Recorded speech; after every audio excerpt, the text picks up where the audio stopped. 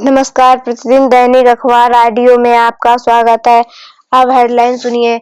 चीन का विकल्प बनने की हमारी क्या तैयारी है। दैनिक भास्कर। चिंतित करता बांग्लादेश। दैनिक जागरण। लोकतंत्र को मुंह चिढ़ाता वक्फ कानून। आदित्य सिन्हा। बातों तक सीमित जलवायु सम्मेलन। अनिल प्रकाश जोशी। मुकदमों का बोझ और न्याय की गति। जनसत्ता। बाल विवाह मुक्ति। हिंदुस्तान। पश्चिम एशिया में हो टिकाऊ समझौता। अश्विनी महापात्र। अब संपादकीय विस्तार से। चीन का विकल्प बनने की हमारी क्या तैयारी है। दैनिक भास्कर। एक ताजा पोस्ट में ट्रंप ने कहा है कि आगामी 20 जनवरी को राष्ट्रपति का पदभार ग्रहण करने के बाद पहला कदम होगा कनाडा, मैक्सिको और चीन के माल पर टैक्स बढ़ाना।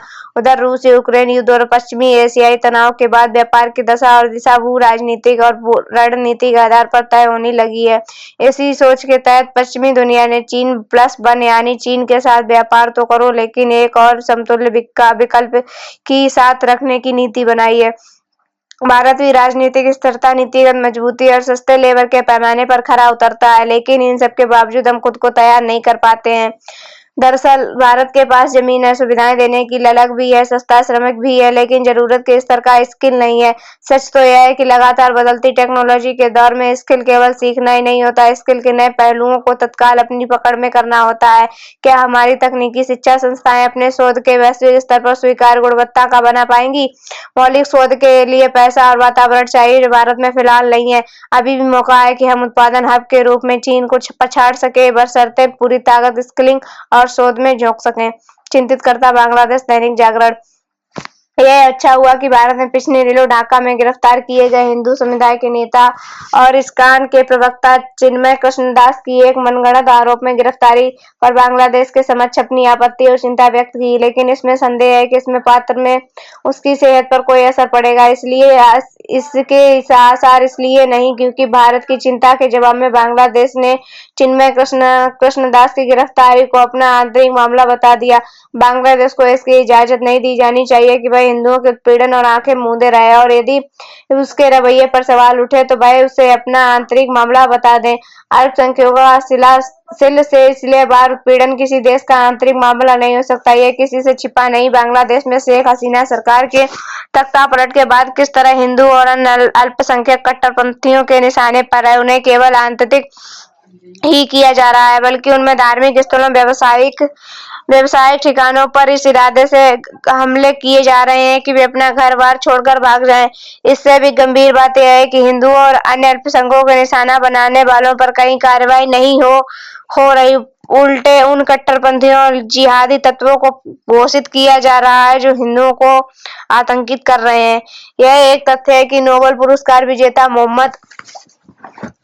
मोहम्मद यूनुस के नेतृत्व वाली अंतरिम सरकार ने तमाम कट्टरपंथियों और यहां तक कि जेलवादियों को भी जेल से रिहा किया। उन्होंने ऐसे कई अतिवादी संगठनों को भी राहत दी जिन पर शेख हसीना सरकार ने प्रतिबंध लगा रखा था। सबसे खतरनाक बात यह है कि अंतरिम सरकार ने मुख्य सलाहकार कहे जाने वाले मोहम्मद यूनुस हिंदुओं पर अनगिनत हमलों को बांग्लादेश के खिलाफ आधारहीन दुष्प्रचार करार दे रहे हैं।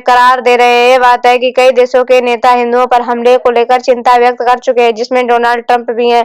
मोहम्मद यूनुस ना तो जल्द चुनाव कराने की कोई दिलचस्पी दिखा रहे हैं और न ये स्पष्ट कर पा रहे हैं कि वह किसकी सरकार के मुख्य सलाहकार हैं। यह मानने के अच्छे भले कारण है कि बांग्लादेशी सेना उनका इस्तेमाल अपने मुखौटे की तरह कर रही है और वह भी उसकी कठपुतली बनने को तैयार है।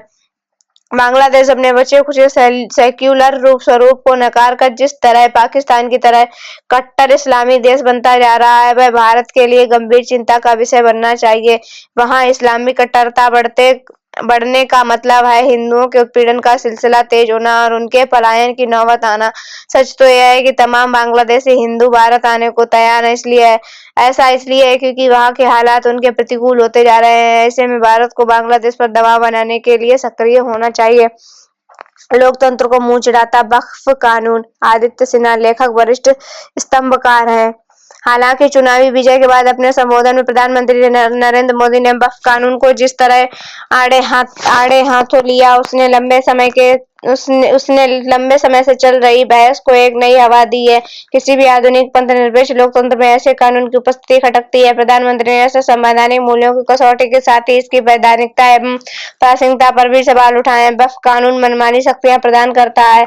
कई बार संपत्ति का आधार और विधि सम्मत प्रतिक्रियाएं भी इस कानून की बलि चढ़ जाती हैं। इस कानून को लेकर राजनीतिक तुष्टीकरण के चलते विधि के शासन और निष्पक्षता का पहलू गौड़ हो जाता है। इसे एक उदाहरण को समझा जा सकता है। तमिलनाडु स्थित तिरुचेंदुरई में किसान राजगोपाल ने जब अपनी जमीन बेचनी चाही तो उन्हें पता चला कि वह तो वक्फ की संपत्ति है। उसके बाद ये तंत्र की जटिलता के चक्कर में फंस कर रह गया। ऐसे अंतहीन उदाहरण हैं। इस कानून की वजह से लोगों को पुश्तैनी संपत्ति गंवानी पड़ी। इसके कारण अपनी पहचान और आजीविका के साथ गंवाने वालों की मुश्किलें की बस कल्पना ही की जा सकती है। मनमाने वक्फ कानून की संपत्ति से एक समानांतर कानूनी ढांचे पर विराम लगेगा और जमीनों से जुड़े विवाद सभी एक सार्वभौमिक संपत्ति कानून के दायरे में आएंगे। वक्फ अधिनियम वास्तव में पुरातन काल का अवशेष है जो आधुनिक गवर्नेंस और लोकतंत्र के सिद्धांतों से कतई मेल नहीं खाता। यह न केवल संपत्ति के अधिकारों का घोर उल्लंघन करता है बल्कि उस समुदाय के हितों को ही घोषित नहीं कर रहा है जिसके हितों के लिए वह काम करने का दावा करता है। इसलिए वक्फ अधिनियम को समाप्त करना केवल कानूनी स्वरूप से आवश्यक नहीं बल्कि नैतिकता, न्याय, पारदर्शिता और संसाधनों के प्रभावी उपयोग के दृष्टिकोण से भी अपरिहार्य हो चला है। बातों तक सीमित जलवायु। अनिल प्रकाश जोशी। अजरबैजान में बाकू में आयोजित संयुक्त राष्ट्र जलवायु सम्मेलन COP29 जलवायु परिवर्तन की समस्या से निपटने के लिए ठोस निर्णय लिए बिना ही संपन्न हो गया। विकसित देशों ने जलवायु परिवर्तन से निपटने के लिए विकासशील देशों को पर्याप्त वित्तीय सहायता देने से इनकार कर दिया। गरीब देश अमीर देशों से लंबे समय से जलवायु वित्त के रूप में $500 अरब की सहायता की मांग कर रहे हैं ताकि जलवायु की रोकथाम के लिए किए जाने वाले उपायों से आर्थिक क्षति की भरपाई कर सके, लेकिन इस बार भी उनकी यह मांग पूरी नहीं हो सकी। अमीर देशों की ओर से COP29 में गरीब देशों के लिए $300 अरब के नए जलवायु फंडिंग पैकेज की पेशकश की गई, लेकिन 12 जैसे देशों ने उसे यह कहते हुए खारिज कर दिया कि यह बहुत कम है। COP सम्मेलन का उद्देश्य विकसित और देशों के बीच एक सेतु बनना था, लेकिन यह मंच केवल विवाद और एक दूसरे पर दोषारोपण तक सिमट गया। अब तक न तो जलवायु वित्तीय सहायता की दिशा में कुछ सुधार है और न ही कार्बन उत्सर्जन को नियंत्रित करने के लिए ठोस कदम उठाए हैं। इसे देखते हुए पनामा के मुक्त वार्ताकार कार्लोस गोमेज कहना पड़ा है कि हमारे जैसे गरीब हर मिनट कमजोर होते जा रहे हैं, लेकिन अमीर देश इस ओर संवेदनशीलता नहीं दिखा रहे हैं। छोटे देशों के गठबंधन न तो एक तरह से COP29 सम्मेलन से वॉकआउट ही कर दिया।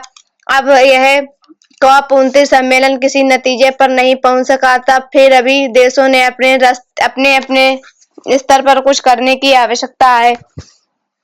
आखिर जब इन सम्मेलनों से कुछ ठोस निकल ही नहीं रहा तो फिर सदस्य देशों के अपने स्तर पर प्रकृति के सहारे से बचने के लिए सक्रिय होने के अलावा और कोई उपाय नहीं।